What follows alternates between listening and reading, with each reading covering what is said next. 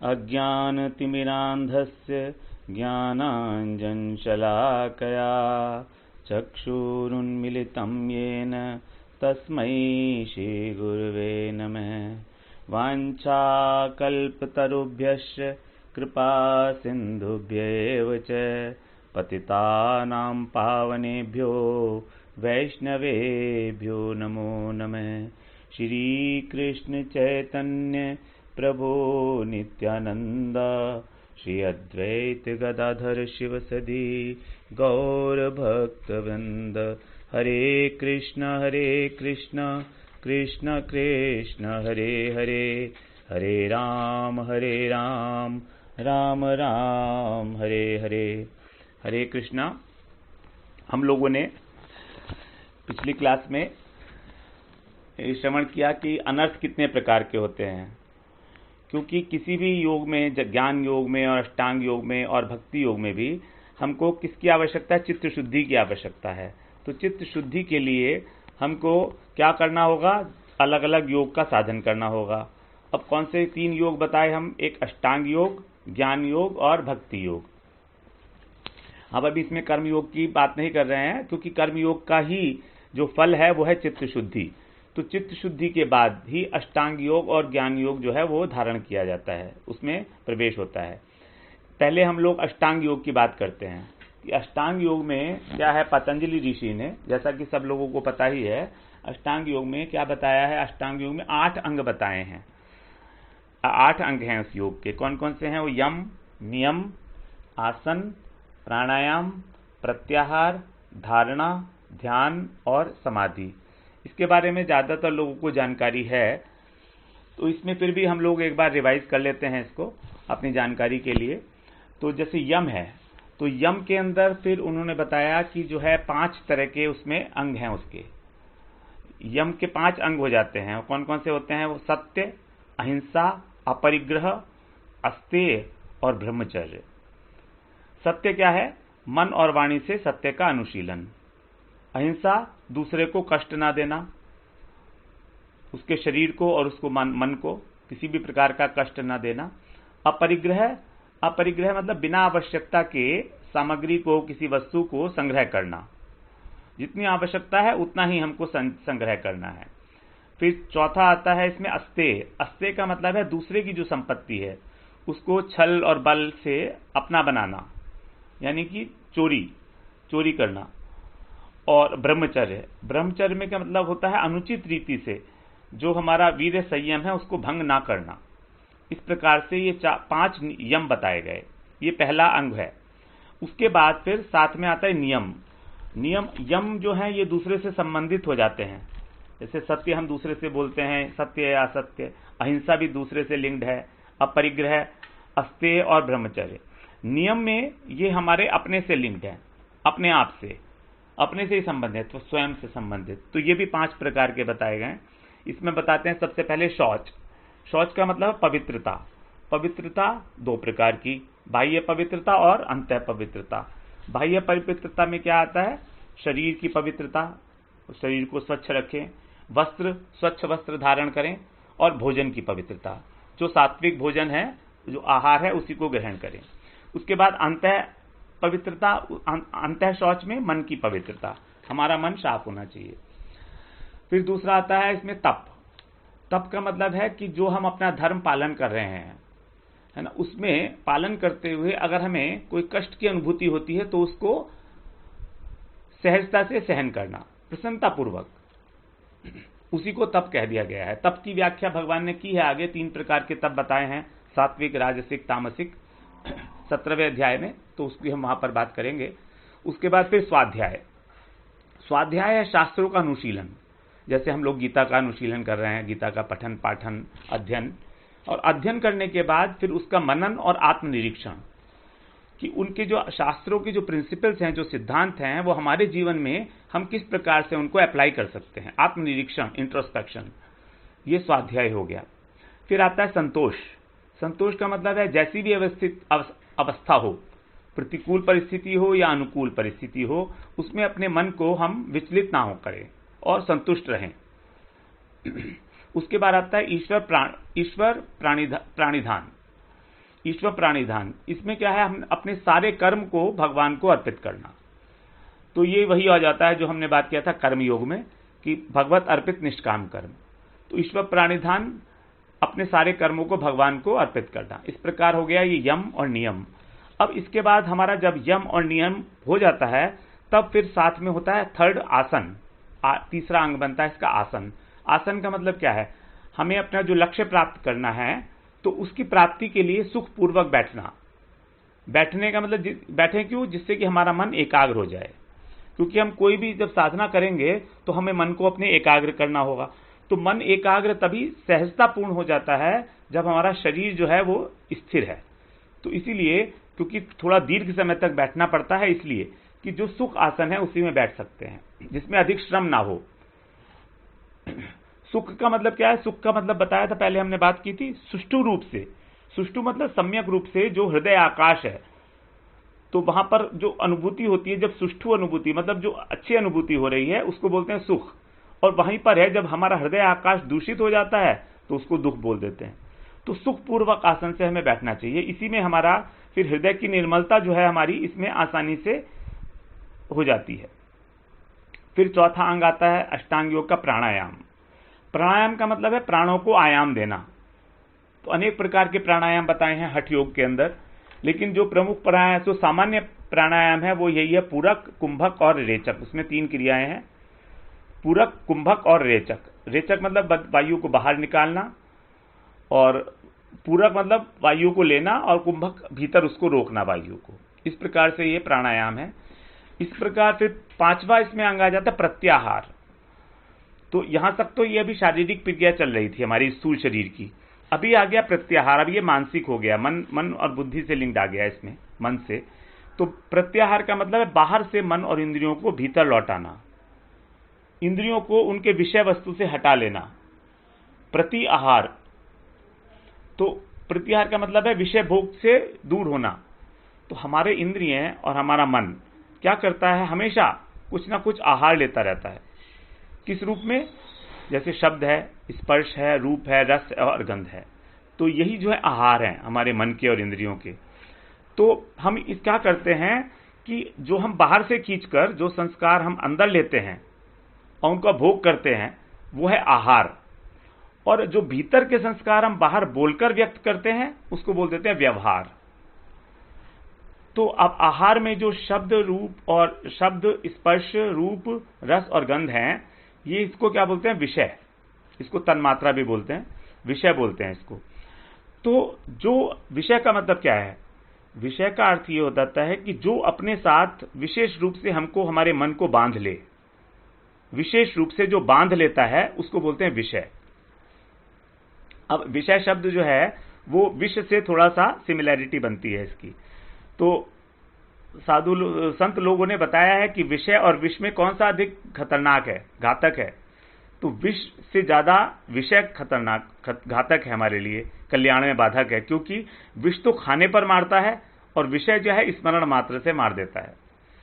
इसलिए विषय को हमको दूर रखना है धारणा स्टेज के ऊपर, प्रत्याहार स्टेज पर।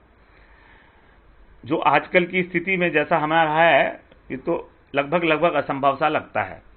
उसके बाद आती है धारणा। तो जब प्रत्याहार हमारा सिद्ध हो जाता है तब हम लोग धारणा पर आते हैं।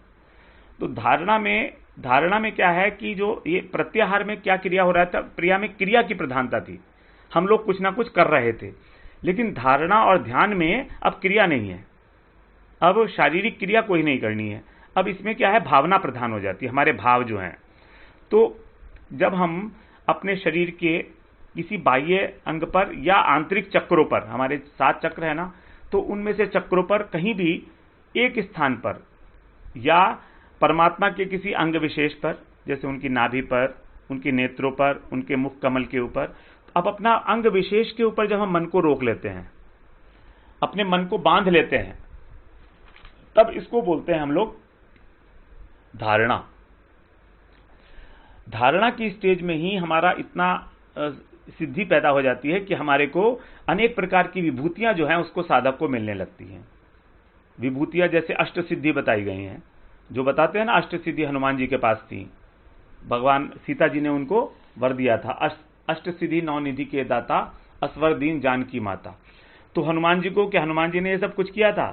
हनुमान जी ने कुछ नहीं किया था। हनुमान जी सिर्फ राम के शरणागत थे और राम के प्रिय जानकर सीता जी ने उनको ये वर दे दिया था कि तुम अष्ट सिद्धि तुम्हारे पास हो जाएंगी, और वो अष्ट सिद्धि लोगों को दे भी सकते हैं। अष्ट सिद्धि 9 निधि के दाता, यानी कि उनके पास है और वो दूसरों को भी दे सकते हैं, इतना उनके ऊपर हो गया। लेकिन उन्होंने कोई ध्यान धारणा नहीं की थी, कुछ नहीं किया था उन्होंने सिर्फ शरणागति की थी राम की। यह है शरणागति का फल।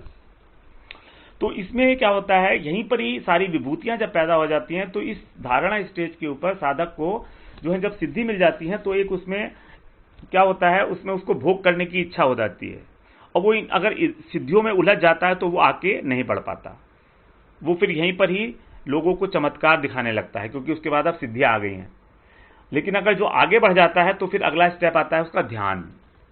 ध्यान में क्या हो रहा है कि जो अंग है जिस पे धारणा सिद्ध हुई है, उसी अंग को अपने मन में रख के उसके ऊपर दीर्घ काल तक अभ्यास किया जाता है, उसी का चिंतन किया जाता है, उसी अंग विशेष का, चाहे वो अपना चक्र हो, चाहे वो भगवान का कोई अंग विशेष हो, परमात्मा का। तो उसका लक्ष्य क्या है? मन की एकाग्रता। इसको बोलते हैं हम ध्यान। ये ध्यान हमारी आती है 7वीं स्टेज। 7वीं स्टेज में साधक का ध्यान जो है वो सिद्ध होता है। और अगर ये पहली स्टेजेस नहीं की गई हैं तो ध्यान किस प्रकार सिद्ध होगा, ये जो ध्यान करते हैं वही ज्यादा अच्छी तरह जानते हैं कि क्या उनका मन एकाग्र हो जाता है। उसके बाद जो समाधि स्टेज आती है, समाधि स्टेज में क्या है कि बिल्कुल जो भगवान का जो पूरा का पूरा समग्र रूप है वो उनके हृदय में जो है वो प्रकाशित होने लगता है, या उनको अपने स्वरूप की अनुभूति हो जाती है, आत्म साक्षात्कार हो जाता है। सम्यक रूप से जो आत्मा का साक्षात्कार होता है उसको बोलते हैं समाधि। ये लास्ट स्टेज हो जाती है पातंजलि के अनुसार जो अष्टांग योग है उसके अंदर।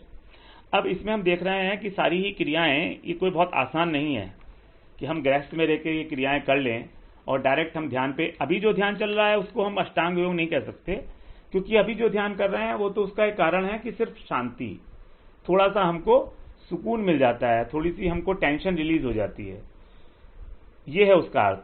और इससे ज्यादा इस ध्यान का कोई पर्पज नहीं है, इससे कोई भगवान की प्राप्ति नहीं होने वाली, आत्मा का साक्षात्कार नहीं होने वाला, हमारी समाधि नहीं सिद्ध होने वाली है। इस प्रकार से यह है हमारा अष्टांग योग। अब हम बात करते हैं ज्ञान योग। तो ज्ञान योग में भी 4 प्रकार के साधन मेनली बताए गए हैं, 4 प्रकार के ज्ञान योग के। अष्टांग योग के 8 प्रकार के साधन थे, लेकिन ज्ञान योग में 4 प्रकार के साधन है, लेकिन उसके अंदर भी अलग अलग जो है उसके फिर सब पार्ट्स हैं, तो उसको अभी देख लेते हैं क्या क्या है। पहला आता है विवेक। विवेक का मतलब क्या है? डिस्क्रिमिनेशन बिटवीन आत्म एंड अनात्म, यानी कि आत्म अनात्म विवेक, कि क्या वस्तु सत्य है, क्या असत्य है, क्या नित्य है और क्या अनित्य है। जैसे हमारा शरीर अनित्य है, जड़ है, और हमारी आत्मा नित्य है, तो आत्मा और अनात्मा विवेक को बोलते हैं हम विवेक, इसको बोलते हैं डिस्क्रिमिनेशन बिटवीन दीज टू, कि वास्तव और अवास्तव वस्तु के अंदर जो डिस्क्रिमिनेशन है। फिर नंबर 2 आता है वैराग्य। वैराग्य का मतलब डिस्पैशन, किसी भी वस्तु से हमको कोई राग नहीं रहा, संसार की कोई वस्तु हमको आकर्षित नहीं कर सकती है, इस प्रकार से वैराग्य हो जाता है। उसके बाद तीसरा आता है इसमें षड संपत्ति, यानी कि 6 संपत्तियां। 6 संपत्तियां मतलब 6 फोल्ड क्वालिटीज ऑफ परफेक्शन। ये 6 संपत्तियां हैं एक ज्ञानी की, जिसका उसको अभ्यास करना है। अब वो षड संपत्ति में आती है 6 वस्तु, तो 6 प्रोसेसेस हैं। वो क्या है? नंबर 1 शम का मतलब है मन को वश में करना, जहां हम चाहेंगे मन हमारा वहीं पर रहेगा, तो इससे मन की शांति प्राप्त होती है। उसके बाद है दम का मतलब इंद्रियों का दमन, यानी इंद्रियां जो हैं अब विषय के अंदर नहीं जाती हैं, जहां चाहे हम उसको ले जा सकते हैं। उपरति का मतलब यही है कि मन का इंद्रिय तृप्ति से विमुख हो जाना, उपरति हो गई उसकी, लगभग वैराग्य के बराबर है, लेकिन इसमें और सूक्ष्मता आ गई है कि मन का इंद्रिय तृप्ति से विमुख होना। वैराग्य में तो पूरा का पूरा एक्टिविटी से ही निरोध हो गया, कर्म से ही उसका वो वैराग्य हो गया। तितिक्षा चौथा है, तितिक्षा का मतलब क्या है? सर्दी गर्मी और सुख दुख सहने की क्षमता, ये हमें होनी चाहिए, तभी हम लोग ज्ञान का साधन कर पाएंगे। उसके बाद श्रद्धा क्या है? गुरु और शास्त्रों के वचनों पर अटल विश्वास। उसके बाद छठा है समाधान। समाधान का मतलब है आत्मा के ऊपर मन को सेंटर करना, एकाग्र करना, ध्यान की तरह से ही इसमें भी एक हो गया ये। तो पहला हुआ विवेक, फिर हुआ वैराग्य, तीसरा हुआ षट संपत। षट संपत में 6 आइटम्स, शम, दम, उपरति, तितिक्षा, श्रद्धा और समाधान, ये 6 हो गए। और फिर एक हुआ चौथा मुमुक्षत्व। मुमुक्षत्व का मतलब है कि हमें मुक्ति की बहुत तेज इच्छा, तीव्र इच्छा, intense craving for the liberation, इसको बोलते हैं मुमुक्षत्व। तो इस प्रकार ये 4 होने के बाद भी अगर हम 6, 7, 8, 9 हो गई, इस प्रकार ये 9 हो जाती है। अब ये तो हमने बताया साधन चतुष्टय इसको बोलते हैं, ज्ञानी लोग इसको साधन चतुष्टय बोलते हैं। अब ज्ञान के भी 3 अंग भी हैं कि करना क्या है। करना तो वो भी है, लेकिन इसमें फिर 3 अंग अलग से और भी बताए गए हैं, वो है श्रवण, मनन और निधिध्यासन। इसका नाम भी आपने सुना होगा, तो इसकी एक बार बात कर लेते हैं। श्रवण, मनन और निधिध्यासन, इससे हमें पता लग जाएगा कि ज्ञान योग में हमें क्या क्या करना है। हम सोचते हैं ज्ञान बहुत सस्ता है, बहुत आसानी से मिल जाएगा, ऐसा कुछ नहीं है। बहुत पापड़ बेलने पड़ते हैं, तब जाके ज्ञान अर्जित होता है भगवान का, आत्मा का, कि आत्मा क्या है, आत्मा क्या है और अनात्मा क्या है। तो इसमें श्रवण का मतलब है हमको अपने कर्मेंद्रिय से जो भी शास्त्र हैं उनका चिंतन करना, हो श्रवण करना। पहले तो हम श्रवण ही करेंगे ना, फिर उसके बाद मनन करना, उसके ऊपर चिंतन करना अपने मन से जो क्रिया होती है उसको बोलते हैं मनन। तो श्रवण को पहले निर्धारण किया और फिर उसके बाद हमने उसको मनन किया, reflecting on that whatever we have heard, तो मनन हो गया। फिर हो गया निधिध्यासन। ये निधिध्यासन क्या है? इसमें क्या है, नी मतलब नितराम, यानी अतिशय, प्रचुरता के अर्थ में होता है, उपसर्ग है नी, और ध्यासन है एक वर्ड, ध्यासन, दिध्यासन, नी दिध्यासन, दिध्यासन एक वर्ड है, इसका अर्थ है कि ध्यान करने की इच्छा, दिध्यासन, दिध्य आसन। जैसे ध्यान करने की इच्छा मतलब जैसे पानी पीने की इच्छा होती है उसको बोलते हैं पिपासा, ज्ञान अर्जन करने की इच्छा होती है उसको बोलते हैं जिज्ञासा, उसी तरह से इसको बोलता है दिध्यासन। अब ध्यान करने का नहीं है दिध्यासन, ध्यान करने का जो प्रयत्न है उसको बोलते हैं निधिध्यासन। ध्यान करने का प्रयत्न, क्योंकि ध्यान करने की वस्तु ही नहीं है, ध्यान होने की वस्तु है। ध्यान स्वयं घटित होता है जब मन एक अवस्था विशेष में होता है, बिल्कुल शांत होता है चित्त हमारा, तब ध्यान घटित हो जाता है स्वयं से। और जो हम ध्यान कर रहे हैं उसको बोलते हैं निधिध्यासन, जो प्रयत्न कर रहे हैं। इसीलिए अब ये जो ध्यान बनाया शब्द, ये बनाया ध्ययी धातु से ना, ध्ययी का अर्थ होता है चिंतन करना। तो अब हम लोग किसका चिंतन करते हैं? यहां पर ब्रह्म का चिंतन करते हैं, उसका चिंतन नहीं करते, उसके चिंतन का प्रयास करते हैं। और इस निधिध्यासन के फिर शास्त्रों में 15 अंग बताए गए हैं। कहां पर जाके रुकेंगे हम? 15 अंग अलग अलग। उसके इन 15 अंगों में वो 8 अंग जो अष्टांग योग के हैं वो भी हैं, और उसके अलावा 7 और हैं। तो उसके बारे में एक बार अभी सिर्फ हम लोग क्या करते हैं, श्रवण कर लेते हैं। निधिध्यासन के 15 अंगों में सबसे पहला है यम, जो उसमें भी था। नंबर 2 नियम, जो अष्टांग योग में भी था।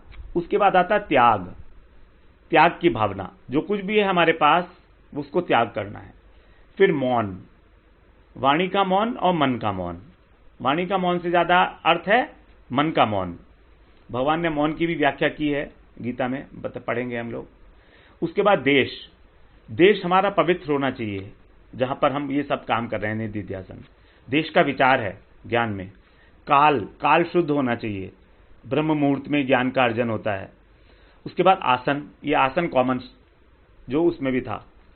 उसके बाद आता है मूल बंध, ये बंध लगाते हैं ना, तो कई तरह के बंध होते हैं, 3 प्रकार के, मुझे मालूम नहीं अभी। तो ये मूल बंध, ये भी इसका एक अंग है। उसके बाद देह साम्य, उसके बाद है दृष्टि की स्थिति, दृष्टि हमारी जो है एकाग्र होनी चाहिए नासिकाग्र के ऊपर। उसके बाद प्राण संयम, ये भी एक्स्ट्रा है, प्राण संयम, ये भी प्राणायाम की तरह से हो गया, प्राणों का संयम करना। उसके बाद फिर वही वाले इसके अंदर भी आ जाते हैं, प्रत्याहार, धारणा और ध्यान और समाधि, ये सब लास्ट के कॉमन है पांचों। प्राणायाम, प्रत्याहार, धारणा, ध्यान और समाधि, ये 5 इसके निधिध्यासन के 15 अंगों में से 5 ये कॉमन हो गए, और 3 पहले हो गए, यम, नियम और आसन। इसके अलावा 7 अंग और हैं इसके, जो हमने अभी गिनाए। त्याग, मौन, देश, काल, मूलबंध, देह साम्य और दृष्टि की स्थिति। इस प्रकार से ये हमारे हो जाते हैं 15 अंग निधिध्यासन के। तो हम लोग इसको श्रवण करके ये समझ सकते हैं कि हमारी क्या पोजीशन है, हम लोग क्या इसको करने के लिए रेडी हैं।